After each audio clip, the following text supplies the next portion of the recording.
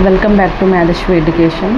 APDSC school assistant social content videos అన్నీ కూడా మేధశ్వి education ద్వారా మీకు మీ ముందుకు తీసుకురావడం జరిగింది. సోషల్లో నుంచి కంటెంట్ వీడియోస్ మొత్తం కూడా నా ఛానల్లో మీ ముందుకు తీసుకువస్తున్నాను. తెలుగు అకాడమీ బుక్ నుంచి మీకు ఈ వీడియోస్ తీసుకువస్తున్నానండి. ముందుగా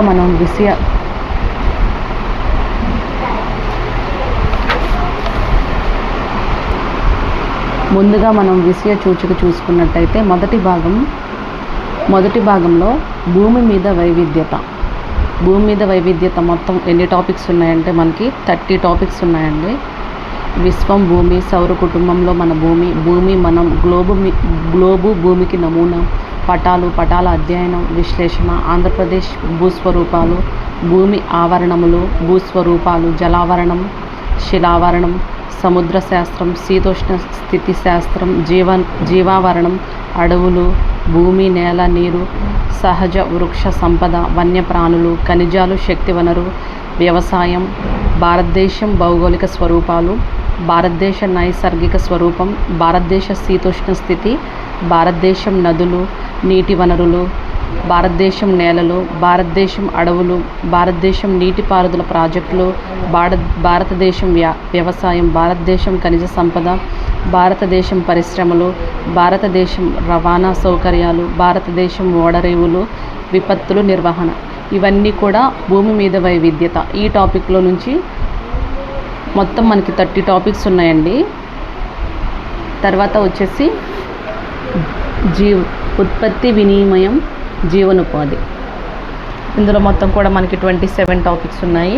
దీని గురించి కూడా మనం ప్రతి టాపిక్ ఈచ్ వన్ మనం వివరంగా తెలుసుకుందాము. రాజకీయ వ్యవస్థ, పరిపాలన. ఇందులో వచ్చేసి మనకి 29 టాపిక్స్ ఉన్నాయి. పౌరశాస్త్రం అంటే సివిక్స్ నుంచి మనకి 27 టాపిక్స్ ఉన్నాయండి. రెండో భాగంలో వచ్చేసి బోధనాభ్యాసన శాస్త్రం అంటే మెథడాలజీ కూడా ఉంది. ఇందులో మొత్తం మనకి అధ్యయనాలు 8 ఉన్నాయి మొత్తం. వీటన్నిటిని కూడా మనం వివరంగా తెలుసుకుందాము. సాంఘిక శాస్త్రం పాఠ్య విషయం. భూమి మీద వైవిధ్యత. ఫస్ట్ టాపిక్ వచ్చేసి విశ్వం మరియు భూమి. విశ్వం అనే పదం యూనివర్సం అనే లాటిన్ పదం నుంచి వచ్చింది. దీని అర్థం మొత్తం పదార్థం మరియు మొత్తం అంతరిక్షం. ఇది వెరీ వెరీ ఇంపార్టెంట్ అండి. విశ్వం సెకండ్కి 70 కిలోమీటర్ మేర విస్తరిస్తుంది. విశ్వ అధ్యయనాన్ని రష్యన్ భాషలో కాస్మాలజీ అని, ఆంగ్లంలో ఆస్ట్రోనమీ అని అంటారు. ఖగోళ శాస్త్రంలో శాస్త్రీయ పరిశోధన గెలీలియో అనే ఇటాలియన్ ఖగోళ శాస్త్రవేత్తతో ప్రారంభమైనది. మహావిస్ఫోటన బిగ్ బ్యాంగ్ సిద్ధాంతాన్ని మొదట జార్జెస్ లెమైటర్ అనే బెల్జియం ఖగోళ శాస్త్రవేత్త ప్రతిపాదించాడు. ఇవన్నీ కూడా వెరీ వెరీ ఇంపార్టెంట్ బిట్స్ అండి. ఈ బిట్స్లో రూపంలో మనకి తెలుగు అకాడమీ బుక్లో నుంచి ఇవి ఈ విధంగా ఉన్నాయి. మనం ప్రతి బిట్ కూడా each and every one bit కూడా చాలా క్షుణ్ణంగా చదువుకోవాలి, గుర్తుపెట్టుకోవాలి. విశ్వంలో 125 బిలియన్ల గ్యాలక్సీలు ఉన్నాయి. శాస్త్రవేత్తల అంచనా ప్రకారం 4.6 బిలియన్ల సంవత్సరాల క్రితమే సౌర కుటుంబం ఆవిర్భవించింది. భూకేంద్రిక సిద్ధాంతాన్ని ప్రతిపాదించింది టాలమీ. సూర్యకేంద్రిక సిద్ధాంతాన్ని ప్రతిపాదించింది కోపర్నికస్. ఇవి వాళ్ళు ప్రతిపాదించిన సిద్ధాంతాలు ఎవరని చెప్పేసి మనకి బిట్స్ రూపంలో అడగొచ్చు. అయితే మనం కన్ఫ్యూజ్ కాకూడదు. భూకేంద్రిక సిద్ధాంతాన్ని టాలమీ, సూర్యకేంద్రిక సిద్ధాంతాన్ని కోపర్నికస్ ప్రతిపాదించారు. జార్జ్ డి బఫర్ ప్రకారం ఒక పెద్ద తోకచుక్క సూర్యుని ఢీకొన్నది. ఈ ఘర్షణ వల్ల సూర్యుని నుండి పెద్ద మొత్తంలో పదార్థం విడిపోయిన పదార్థం క్రమేణా చల్లబడి గ్రహాలు, ఉపగ్రహాలు ఏర్పడ్డాయి.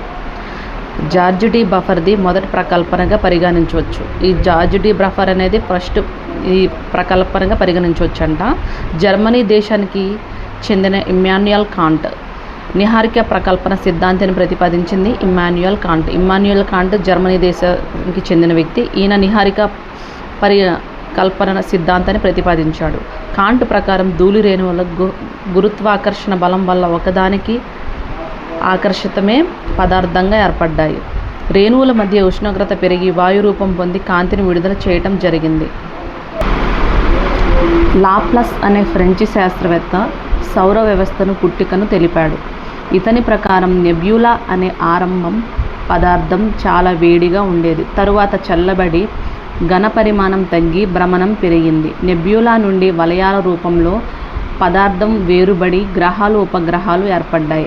బిగ్ బ్యాంగ్ సిద్ధాంతాన్ని ఎడ్విన్ హబుల్ 1920లో ప్రతిపాదించాడు. విశ్వ ఆవిర్భావంలో మానవ పరిమాణం అనేది పాలిపోయిన నీలం చుక్కగా పేర్కొన్నది కార్ల్ సగన్. ఆల్రెడీ ఇది డిఎస్సిలో అడిగారండి ఇంతకుముందు. విశ్వం ఆవిర్భావంలో మానవ పరిమాణం అనేది పాలిపోయిన నీలం చుక్కగా పేర్కొన్నది కార్ల్ సగన్.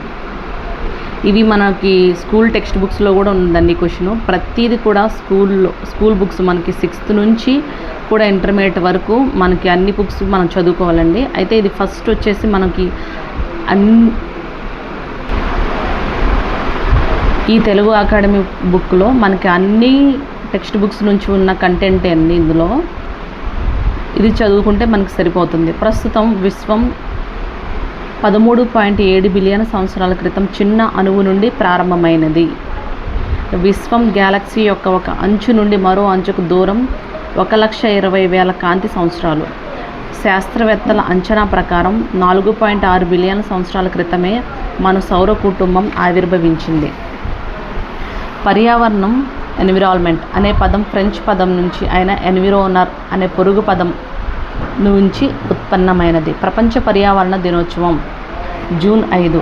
పర్యావరణం 3 రకాలు: సహజ పర్యావరణం, మానవ నిర్మిత పర్యావరణం, మానవ పర్యావరణం. మార్చి 22వ తేదీన ప్రపంచ జల దినోత్సవం జరుపుకుంటాం. భూమిని జలయుత గ్రహం అని పిలుస్తాం. భూమిపై 2/3 వంతు నీరు ఉంది. ప్రపంచ ఓజోన్ దినం సెప్టెంబర్ 16.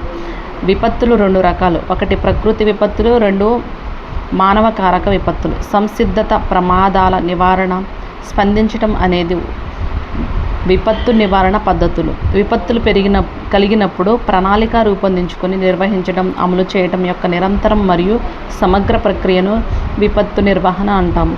తొలిసారిగా 10వ పంచవరస ప్రణాళిక విపత్తు నిర్వహణ అభివృద్ధి అంశంగా నిర్ణయించబడింది. ఇక్కడ వరకు మనం విశ్వం మరియు భూమికి మధ్య సంబంధం గురించి, దాని ఆవిర్భావం గురించి, దాని పుట్టుక గురించి, కొన్ని సిద్ధాంతాలు ఎవరు ప్రతిపాదించారు వాటన్నిటిని గురించి మనం ఇప్పటివరకు మనం చదువుకున్నాము. ఇప్పుడు మనం క్వశ్చన్ అండ్ ఆన్సర్స్ చూసుకుందాము.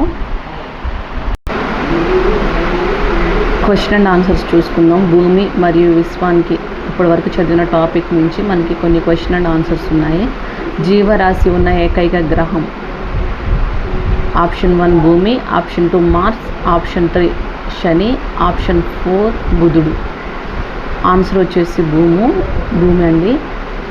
విశ్వాన్ని అధ్యయనం చేసే శాస్త్రాన్ని రష్యన్ భాషలో ఏ పేరుతో పిలుస్తాము? Option 1 cosmology, option 2 selenology, option 3 astrology, option 4 astronomy. Option 1 వచ్చేసి answer cosmology. Number 3 third question వచ్చేసి టెలిస్కోప్ని ఎవరు కనుగొన్నారు? Option 1 Torricelli, option 2 Mercator, option 3 Galileo, option 4 Pluto. Option 3 వచ్చేసి మనకి గెలీలియో కనుగొన్నారు టెలిస్కోప్ని. విశ్వం ప్రతి సెకండ్కి ఎంత విస్తరిస్తుంది? ఆప్షన్ 1 50 కిలోమీటర్ల మేర, ఆప్షన్ 2 40 కిలోమీటర్ల మేర, ఆప్షన్ 3 60 కిలోమీటర్ల మేర, ఆప్షన్ 4 70 కిలోమీటర్ల మేర. ఆన్సర్ వచ్చేసి ఆప్షన్ 4 70 కిలోమీటర్ల మేర. మహావిస్ఫోటన సిద్ధాంతాన్ని రూపొందించినది: నెంబర్ 1 వచ్చేసి Copernicus, number 2 Ptolemy, number 3 Georges Lemaitre, number 4 Torricelli. Answer వచ్చేసి number 3 Georges Lemaitre. 6th question వచ్చేసి విశ్వంలో ఎన్ని గ్యాలక్సీలు ఉన్నాయని అంచనా వేయబడింది? ఆప్షన్ 1 150 బిలియన్లు, ఆప్షన్ 2 200 బిలియన్లు, ఆప్షన్ 3 125 బిలియన్లు, ఆప్షన్ 4 300 బిలియన్లు. ఎన్ని గ్యాలక్సీలు ఉన్నాయి విశ్వంలో అంటే ఆప్షన్ 3 125 బిలియన్ల గ్యాలక్సీలు ఉన్నాయి. గ్యాలక్సీలో ఒక అంచు నుంచి మరో అంచుకు చేరుటకు పట్టే సమయం ఎంత? ఆప్షన్ 1 1,20,000 కాంతి సంవత్సరాలు, ఆప్షన్ 2 1,30,000 కాంతి సంవత్సరాలు, ఆప్షన్ 3 1,40,000 కాంతి సంవత్సరాలు, ఆప్షన్ 4 1,50,000 కాంతి సంవత్సరాలు. ఆన్సర్ వచ్చేసి మనకి ఆప్షన్ 1 1,20,000 కాంతి సంవత్సరాలు. సౌర కుటుంబం ఆవిర్భావం జరిగి సుమారు డాష్ అయినది. మనకి ఆన్సర్ చూద్దాం. నెంబర్ 1 వచ్చేసి 4.2 బిలియన్ సంవత్సరాలు, నెంబర్ 2 4.4 బిలియన్ సంవత్సరాలు, నెంబర్ 3 4.6 బిలియన్ సంవత్సరాలు, నెంబర్ 4 4.5 బిలియన్ సంవత్సరాలు. ఇందులో వచ్చేసి ఆన్సర్ నెంబర్ 3, ఆప్షన్ 3 4.6 బిలియన్ సంవత్సరాలు. భూకేంద్రిక సిద్ధాంతకర్త ఎవరు? Number 1 Georges Lemaitre, number 2 second option Ptolemy, third option Copernicus, fourth option Immanuel Kant. భూకేంద్రిక సిద్ధాంతకర్త ఎవరంటే Ptolemy. Number option 2 Ptolemy.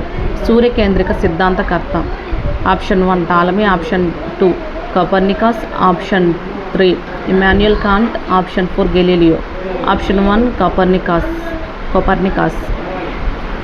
11th question cellular పరికల్పన సిద్ధాంతకర్త ఎవరు? Option 1 Copernicus, option 2 Ptolemy, option 3 Galileo, option 4 Immanuel Kant. Option 4 Immanuel Kant. Answer 4th. ప్రపంచ పర్యావరణ దినోత్సవాన్ని ఏ రోజున జరుపుకుంటాము? ఆప్షన్ 1 మార్చి 21, ఆప్షన్ 2 మార్చి 22, ఆప్షన్ 3 జూన్ 5, ఆప్షన్ 4 మార్చి 23. ఆన్సర్ వచ్చేసి జూన్ 5. ప్రపంచ ధరిత్రి దినోత్సవాన్ని ఏ రోజున జరుపుకుంటాం? ఆప్షన్ 1 మార్చి 21, option 2 April 22, option 3 June 5, option 4 December 1. Answer వచ్చేసి ఏప్రిల్ 22.